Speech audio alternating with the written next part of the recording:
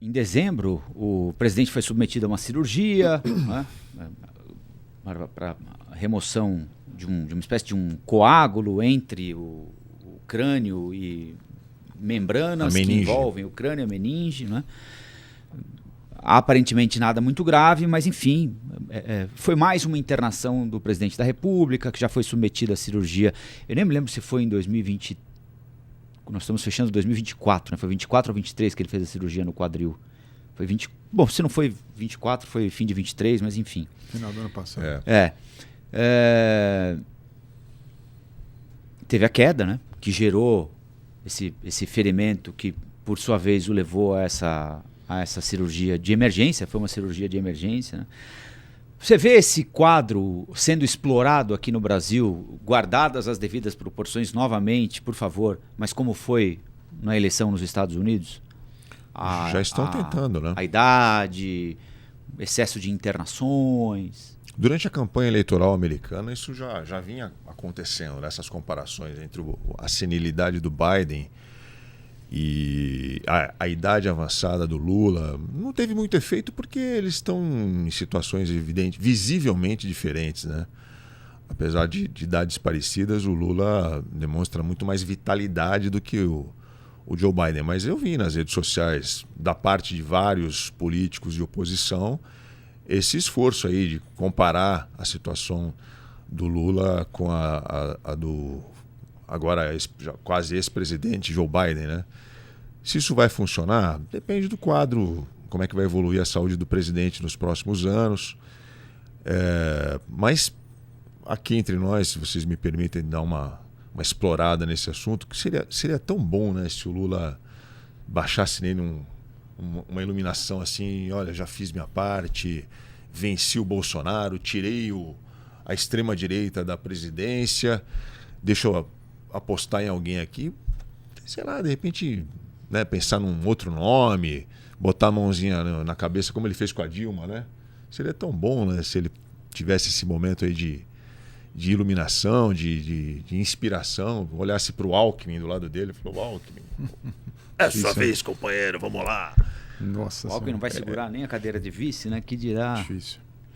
Eu acho que seria um grande presidente. Você acha que esse é tema para esse ano, Fábio? Muito. Assim, acho que tem duas.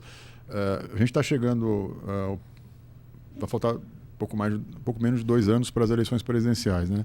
Se nós formos voltar atrás, lá para 2020 e 2021, a gente, depois que o Supremo devolveu a elegibilidade, né, ao presidente Lula, naquele momento pré-candidato, a gente teve pouca imprevisibilidade na eleição presidencial. Você tinha um Bolsonaro na reeleição, já lançado desde a pandemia, e Lula como seu opositor, né? Então a gente foi caminhando ali com várias terceiras vias sempre nascendo e morrendo, pesquisas, né?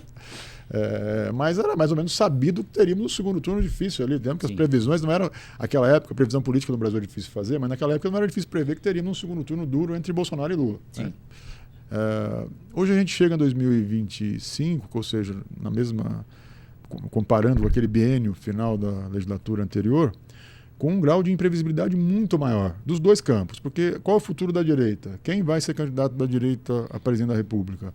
E no campo da esquerda, ou do centro, da centro-esquerda, como quiserem, o presidente da República, que é o candidato natural à reeleição, é muito difícil estar na cadeira e não ser candidato. Eu acho, aliás, quase improvável.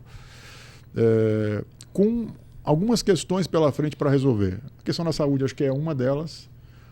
A segunda é o apetite dele de arriscar uma disputa eleitoral em que ele talvez não tenha tanta convicção de que vai vencer assim,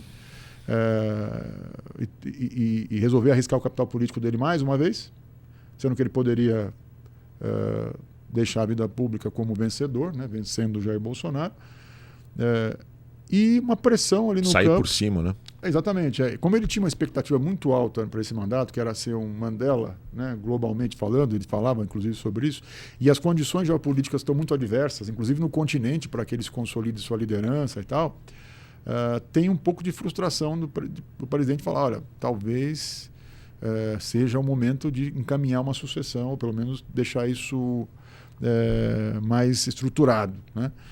O problema principal é que, tanto no PT como no campo de partidário que apoia o presidente tem muita dúvida sobre as chances eleitorais de qualquer um de seus apadrinhados. Então isso acaba deixando o presidente muito refém de uma transição natural para disputar um novo mandato. Então o que eu começo a ver, a gente está começando a ver nesse final de ano, é uma discussão sobre a chapa.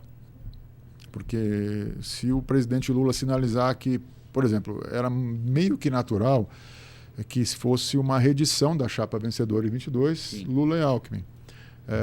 Eu diria que o ano termina com movimentos políticos levando o presidente a refletir sobre uma chapa pura, Lula-Haddad, por exemplo, que seria uma chapa de dizer assim, olha, eu sou o cara politicamente mais forte do que o partido, do que a minha coalizão. O Lula é um animal político, é uma referência política capaz de vencer essas resistências ideológicas. O meu candidato talvez não seja, e o meu partido talvez não consiga essa atração. Então, se eu precisar, entre aspas, ir para o sacrifício de uma outra eleição, eu preciso ter um processo sucessório já deflagrado nessa eleição, para as pessoas entenderem que aqui o meu vice vai ser o futuro presidente ou candidato à presidência. Então, isso estava muito distante se a gente voltasse 6 meses. E hoje, agora, começa a ficar assim, muito presente nas conversas de quem está ali ao lado dele. Tem um custo político, porque você assumir que a chapa é pura, que você tirou o centrista Geraldo Alckmin da sua chapa, que era uma espécie de um seguro para o mandato do presidente, que você rompeu com a ideia de uma frente ampla, que foi a vitoriosa em 22. Então tem um custo político alto. Precisa ver se ele vai ter cacife para impor essa chapa. Isso é um processo que vai se amadurecer durante o ano. Mas para mim já me parece muito sintomático. E como o Haddad vai chegar em 2026 também, né? Exato. Ele está fritando no cargo. O ministro da Fazenda é sempre, no Brasil, é muito difícil que ele seja portador de boas notícias. Né? Historicamente não é assim. Mas se ele for um vice, veja bem, uma parte do mercado gostaria que ele fosse vice do Lula. Veja, dos adversários do presidente, tá? Porque a sinalização que o Haddad está no projeto pode ser que lá na frente ele vá endireitar o rumo da agenda econômica, sei lá, é a ilusão que se tem em alguns agentes econômicos. Olá, aqui é o Rafael Colombo. Gostou do que acabou de assistir? Se inscreva no canal Cortes do Flow News para os melhores momentos. Quer acompanhar os nossos programas na íntegra? Então se inscreva no nosso canal oficial Flow News.